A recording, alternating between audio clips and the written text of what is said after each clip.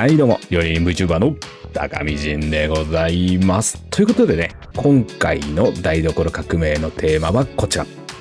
はい、ハーブでございますね。で、こちらハーブなんですけども、皆さんね、ご家庭で使うときに、いろいろ悩みはあるんじゃないかなと思います。例えば、パックで買ってきてみたものはいいものの、ちょっと使って、あとは、もう冷蔵庫の中で、しまっといたら、化石化しちゃったみたいなね、お話があったりとか、あと、お店でね、ハーブを食べるのはすっごい美味しいんだけども、どうも家でやると生臭くなっちゃう、臭臭いっていうような感じだったりとか、あとどのハーブがどれに合うのとかっていうね、そういったね、ところがわからないっていうところ、いろいろ悩みはあると思います。で、まずですね、実演のところからお見せします。で、その実演のところはまずポイントがいくつかあります。まず水揚げ、下処理、保存で、活用術というような流れでね、お見せしたいなと思っておりますので、早速皆さんのグラフィックボードの方をインフィニティにします。じゃあいきますよ。せーの、どう？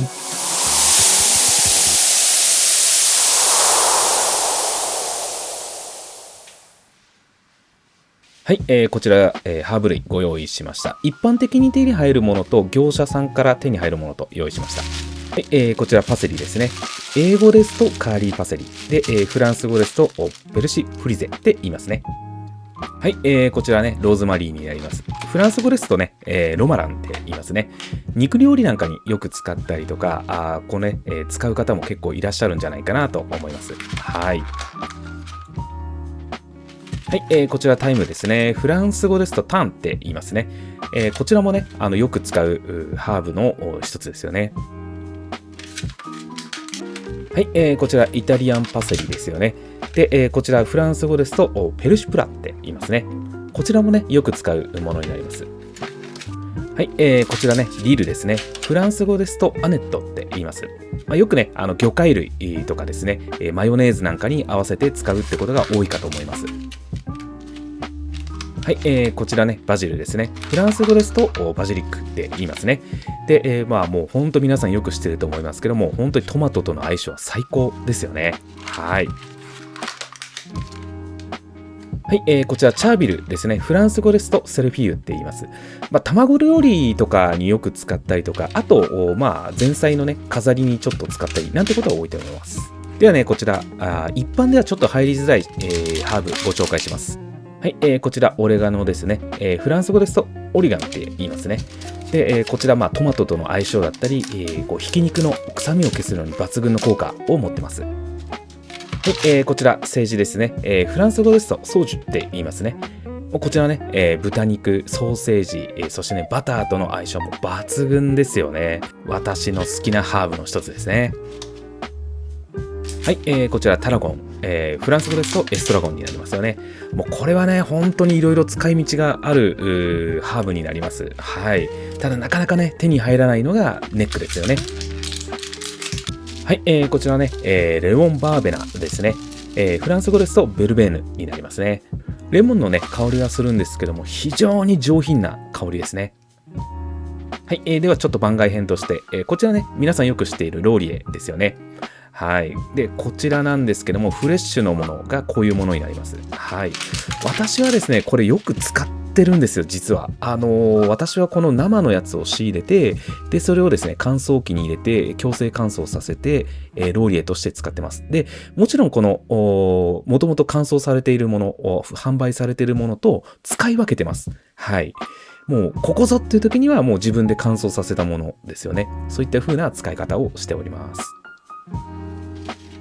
はい、ではね、こちらの一覧ですね。まず、ローズマリー、タイム、オレガノ、セージ。これらはですね、水につけたりとかっていうことはしなくて大丈夫です。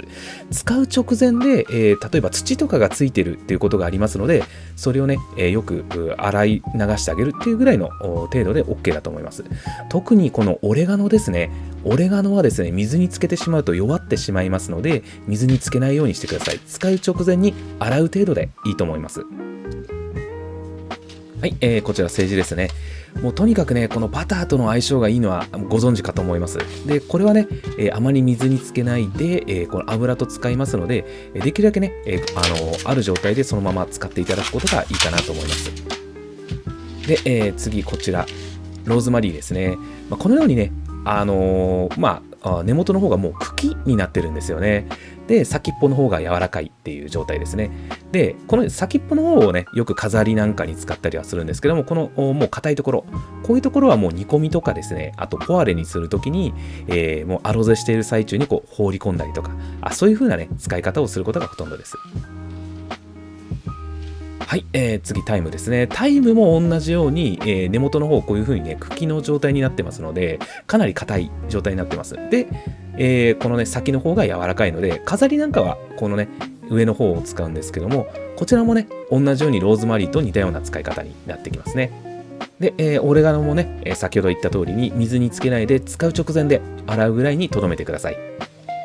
で、もしね、購入してきてすぐ使わないというのであれば、できるだけね、長く持たせたいと思います。ですので、購入してましたら、こうやってね、よく水につけることはあると思うんですけども、それらはちょっと一回しないでいただいて、これからね、水の戻し方お見せします。はい、ではね、この、キンキンに冷えた水と、あと、常温の水用意します。これはね、ちょっと植物によって冷たいもの、常温のものと分けるっていう意味で、ちょっと2つ用意してます。で、まずバジルですね。この根元を切ってあげてください。根元切ってあげて、乾燥している根元をまず水を吸わせやすいようにしてあげるっていうところですね。で、こうなりましたら、刺してあげるっていう感じですね。ここに、本来の植物の状態でこうやってね、刺してあげると復活していきます。で、お次、チャービルですね。こちら、セルフィウも根元をカットしてあげて、で、こちら、チャービルの方はもう冷水の方でいっちゃってください。キンキンに冷えたやつをご用意して、そこに刺していただくと復活します。で、同じように、こんな感じで仕上げていただきます。で、この時にベルベーヌ、こちらも、常温でお願いします。それ以外のものは冷水で大丈夫です。で、これが30分経ちますと、結構ね、葉が広がったの分かりますでしょうか？特に、セルフィーユのところはですね、もう葉が広がってもうふっさくさになってるんですよね。またパセリとか、あとエストラゴンなんかもかなり広がってますね。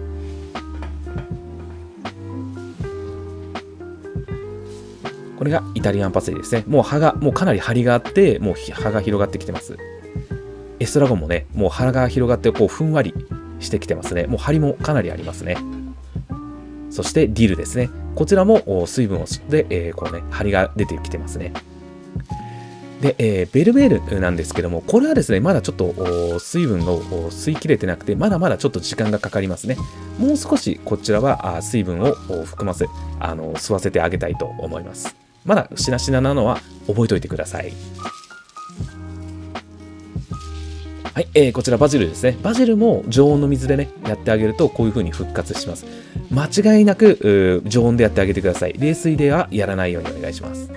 そしてパセリですね。こちらも冷水でやっていただいて、パリッパリにね、葉が広がってきます。で、こんな感じで。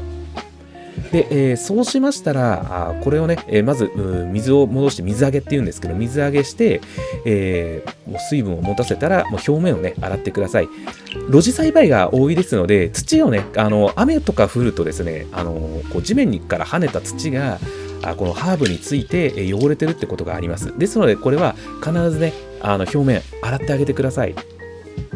で、その時にボウルに入れて、こうやってね、水を切って、もしね、水切り、スピナー等々があれば、そちらでね、しっかり水気を切ってあげてください。ない場合は、ペーパーでね、軽く優しく拭ってあげれば OK です。で、こんな感じですよね。もうね、ちょっとね、張りのあるのがよくわかるかなと思います。で、こういったね、リードペーパーですよね。これをですね、水で、濡らしてあげて、ギュッと絞ってあげて、それをまたゆっくり開いていきます。この時ね、破らないようにだけ気をつけて、丁寧に広げてあげてください。で、それをですね、くるんであげます。くるんであげまして、で、もしね、ご家庭であれば、こういったね、もともとあったパックの方に戻してあげて、で、これでね、いつでも使えるような状態にしてあります。ただ、やはりね、生ものですので、早めに使ってあげてください。チャービルも同じようですね。そして、ディル。で、イタリアンパセリですね。で、特にですね、こちらパセリですよね。皆さんよく知ってるパセリはこういう風に水にしっかりつけて、よーくね、この微振動させて土を取ってあげてください。今回はそんなにこうね、砂は出てないんですけども、このパセリは本当に砂がね、かなり入ってることがありますので、必ずこの作業はしてあげてください。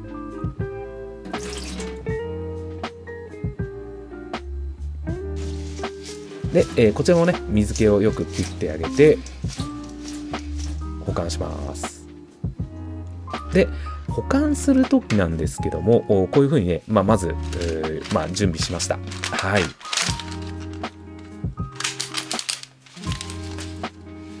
で、こちらね、まだちょっと常温の水でつけておきます。ちょっとね、まだ、ベルメールの方は戻ってないんですけども、ちょっと見ておいていただいて、で、パセリの方もね、こちら、軸を下にしてね、ラップしてしまいます。ではね、こちらも、保管するときの方法をお見せしたいと思います。で、まずこういうふうに、まず立ててあげてください。で、この時に、このね、根元が下になるように、本来のハーブとしての姿の形にしてあげるということですね。立たせてあげるっていうことですね。こういうふうに、根元から刃先に行くように上にしてあげるっていう感じですね。では、冷蔵庫にしまいます。で、こちらが一晩経ったものですね。どうでしょうかね。ベルメール、かなり刃先がもうね、ピーンとしてるのが、もう一目瞭然でわかるんじゃないかなと思います。で、こちらね、バジルにしても、ベルメールにしても、どちらもですね、熱帯の、原産の植物になりますので、寒さとかですね、冷水とかに非常に弱いものになります。ですので、こちらは常温の水で戻してあげる。で、冷蔵庫等々には入れないっていうのが、原則になります。で、できればね、早めに使ってあげるっていうところでお願いいたします。こちらもね、一晩経ったものです。一つずつ見ていこうかなと思います。はい。で、こちらね、板パセですよね。もうこちらなんかも、もう本当に、以前やりました、サラダのところでもお見せした通りに、ヒートショックプロテイン効果でですね、葉がかなりしっかりします。冷やされる、水分を吸って冷やされることで、かなり葉がしっかりしますので、もうどれもね、もうしっかりした張りが出てますので、もうこれでいつでもね、万端に、ベストの状態で使えるっていうような状態になってます。パセリもね、同様にもうかなりね、葉がしっかりしてますので、いいですね。では、このパセリを使ったちょっとね、活用術お見せします。まずね、こういった形でブンブンチョッパーで、しっかりね、みじん切りにして、これをですね、こういったね、パイ皿に広げてあげてください。で、これを冷蔵庫で、そのままラップ等々しないで乾燥させます。で、途中でね、上下、天地ひっくり返したりとかしてあげると、こういう風にね、色が綺麗なまま乾燥することができます。で、これで今手元に持ってるもので、だいたい3週間ぐらい経ってます。ですが、もうね、もうパラッパラになっておりまして、こういった形で、ドライパセリも作れますし、セミドライパセリも作れるっていうような技になります。汎用性は非常に高いですね。はい、ではね、次、ブーケガルニなんですけども、こういったね、お茶パック使っていただくのが一番手っ取り早いかなと思います。で、こういったね、ローリを入れてあげて、タイムだったりとか、余ったね、ハーブ類を入れていただきたいなとは思うんですけども、煮込みのね、種類によってこのハーブはいくつかね、使い分けていただきたいなと思います。で、最後にね、こうやって、こうタッパーの中に入れて冷凍保存をしてあげるっていうのが一番現実的な使い方かなと思います。今回ご紹介したこのハーブのね、下処理、水揚げ、ここがね、しっかりできるようになると、かなりの長い時間、冷蔵庫の中で保管することができます。当然ね、植物によって、こうどういう料理に合うのかっていうところも、これからね、詳しくご紹介したいなと思います。はい、どうもお疲れ様でした。いかがでございますかね。実践編として、この水揚げ、下処理、保存方法等々ご紹介させていただきました。で、ここからはですね、各ハーブについてのお話を専門的にお話しさせていただくのと、あと基本的なね、ハーブのロジックのところとかをお話しできたらなと思っておりますので、お付き合いのほどよろしくお願いいたします。はい、ではね、まずパセリ、カーリーパセリですよね。フランス語で、ペルシフリゼ、なんですけども、こちらなんですが、こちらはね、吸水させるときは冷水で大丈夫です。根元を切って、冷水で、水分を吸わせていただければ葉が広がって張りのあるものになりますね。で、こちらなんですけども、もう皆さんね、もうこちらのパセリに関してはもうほんといろんな活用方法があると思いますので、特にね、養殖全般で使っていただければ OK かなというところで、特にね、量がありますので、結構余らせるなんていう方結構いらっしゃるんじゃないかなと思います。で、これはですね、硬い軸はもうお茶パックに入れていただいて、ブーケガルニとしても使っていただくっていうのがもう絶対の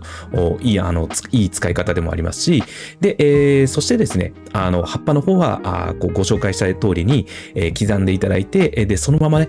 広げていただいて、冷蔵庫の中で、このね、低温乾燥させていただいて、で、いつでも使える、このね、ドライパセリに仕立てていただくっていうのは、非常にいい使い方かなと思います。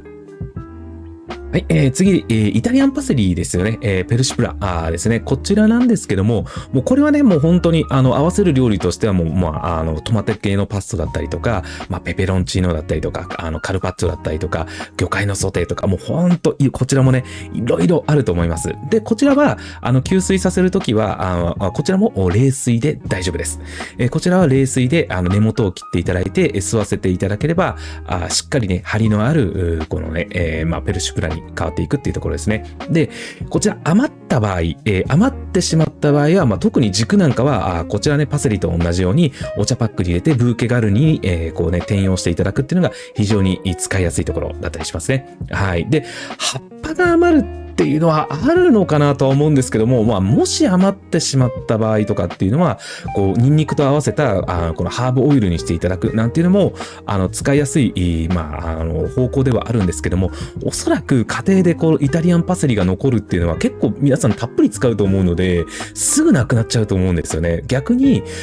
その軸の方が余っちゃって、もうこれなんかな、どうしたらいいのかな、みたいなところで迷われてるところがあるのであれば、それはもうお茶パックに入れて、もうそれはもう冷凍して、煮物なんかに入れていただくなんて使い方が一番理想的かなと思います。はい、次、ディルですね。こちら、アネットなんですけども、こちらね、もう本当に、スモークサーモンだったり、タコとかエビの、セビーチェだったりとか、ポテトサラダ、ヨーグルトソースなんかね、最高ですよね。あと、マヨネーズなんかにね、よく合わせてるっていうところは、よく、皆さんご存知だかなと思います。で、こちら、吸水させるときは、こちらね、水揚げのときはもう冷水で大丈夫です。こちらも冷水で、根元を切ってあげて、水分を吸わせてあげてください。こちらもね、しっかり復活しますので、非常にいい、形になりますので、ぜひぜひね、やってあげてください。で、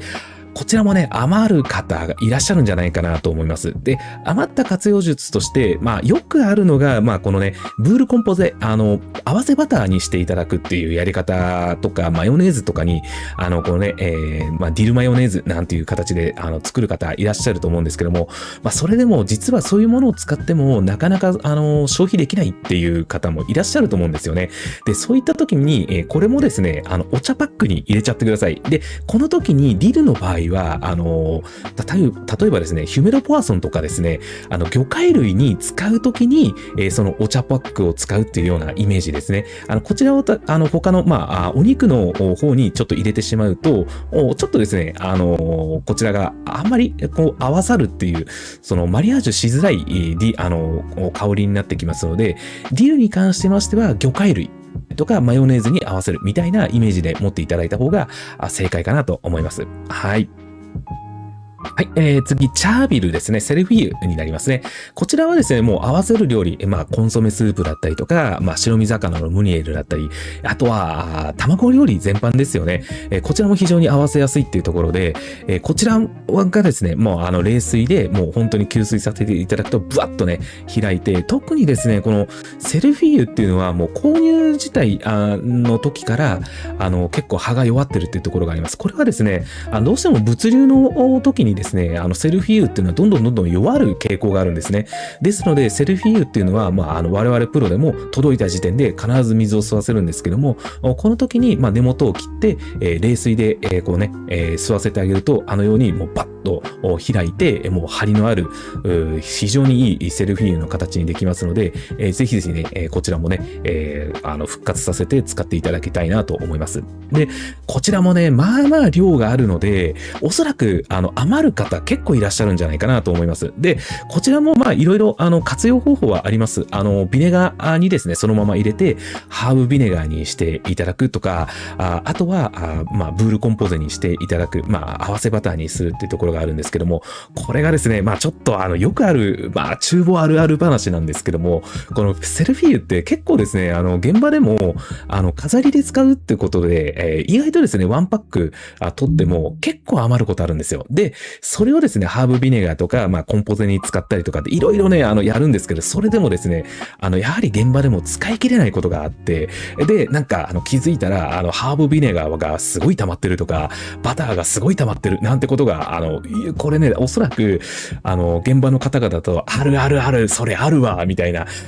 話にはなってくると思うんですよね。で、このセルフィーユに関しましては、もうこれも、もしご家庭でやる場合、そういったハーブビネガーとか、バターとか使いづらいんで、何かないんですかっていう時に、ブーケガルニ、として、入れていただいて大丈夫です。で、この時に、ディルなんかの方の、魚介類に合わせる方のブーケガルニ、として、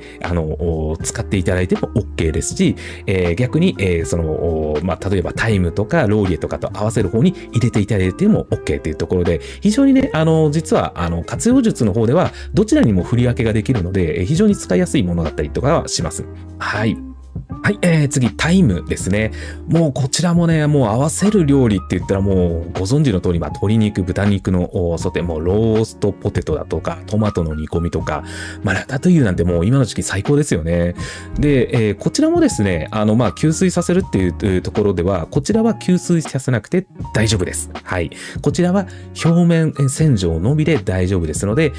こちらは、もう吸水させないで、使う前にさっとね、もし汚れているようでしたら、さっと洗ってあげるのみにしてあげてください。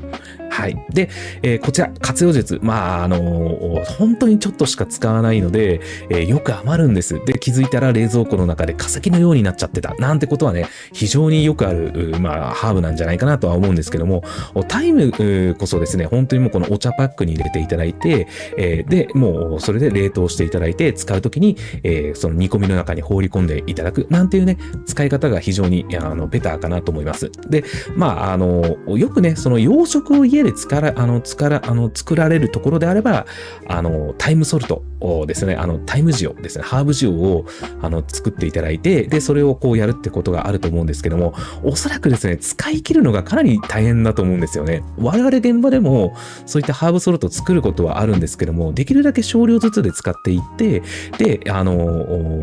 できるだけ使い切るような、配分でやるんですけども、それでも、やっぱり余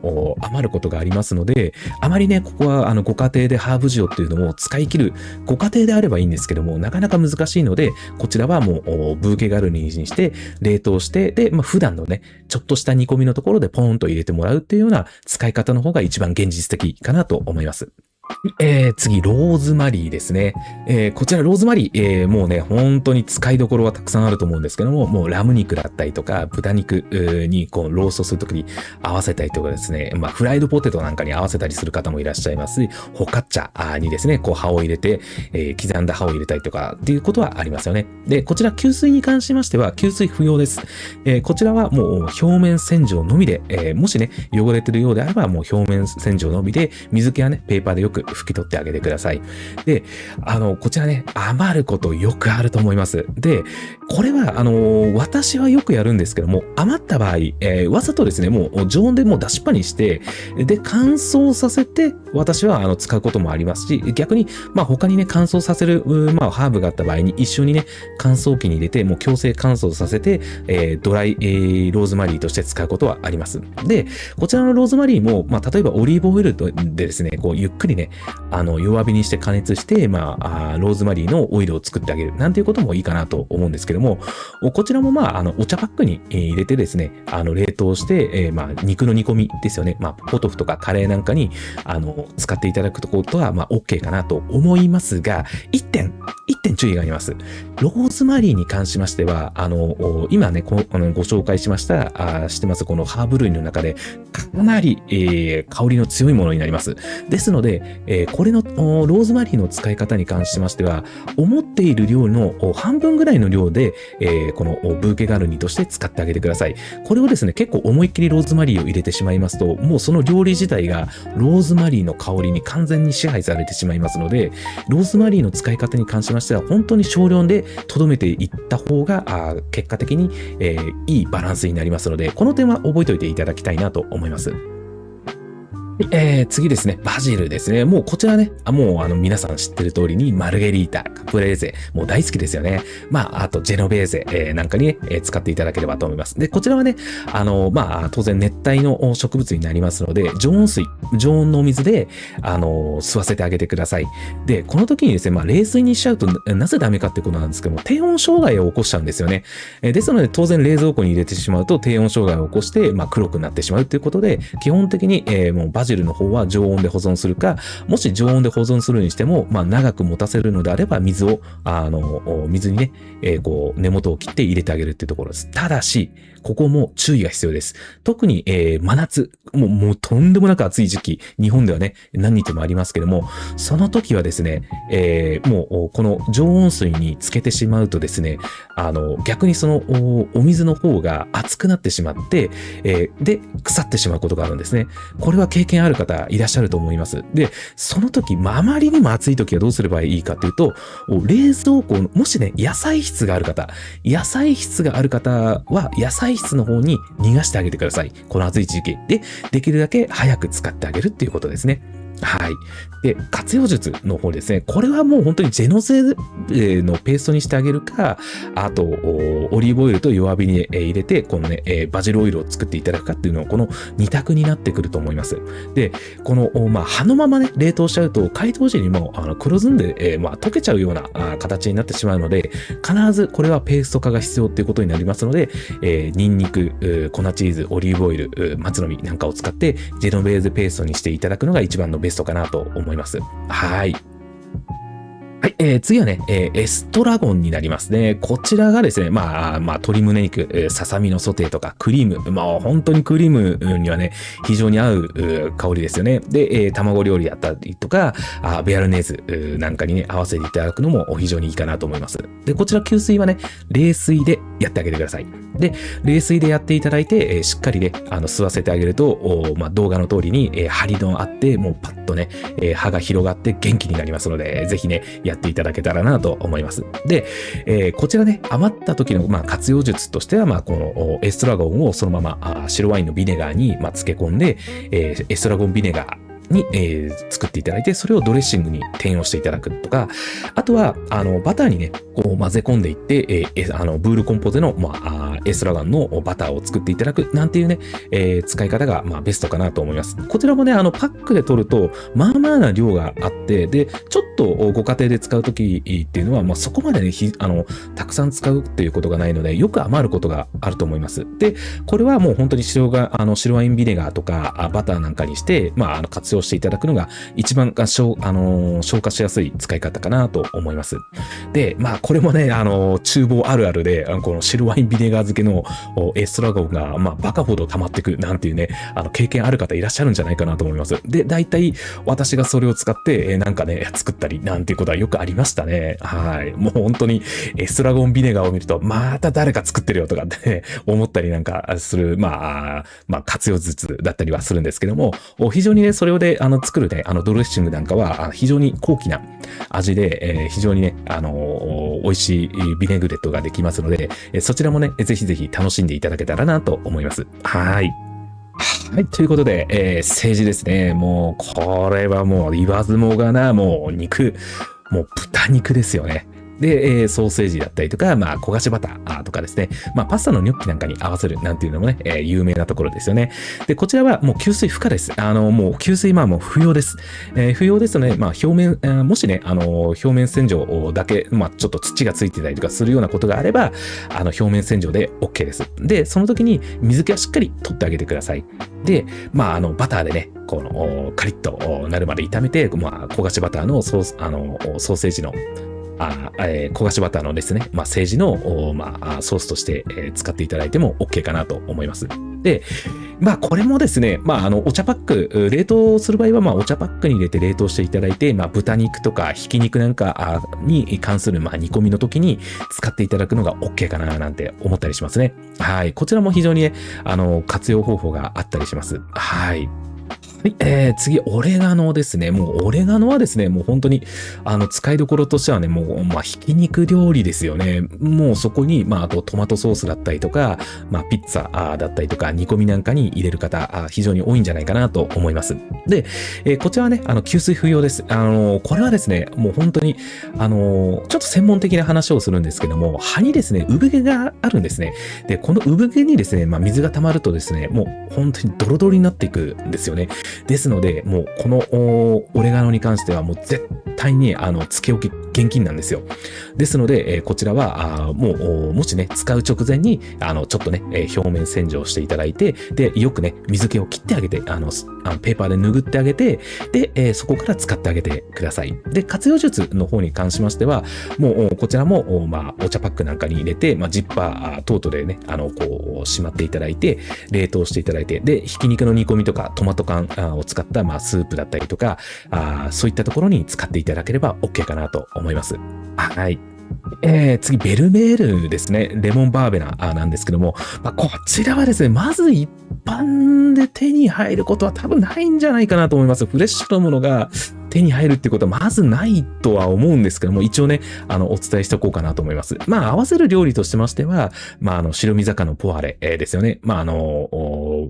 まあ、そういったところとか、あと、ハーブティー、アイスに、まあ、使ったりとか、あと、コンポートの時に、このベルベーヌをこう使ったりっていうところはあると思います。で、こちらは、吸水させるときは、こちら、必ず常温でお願いします。常温で、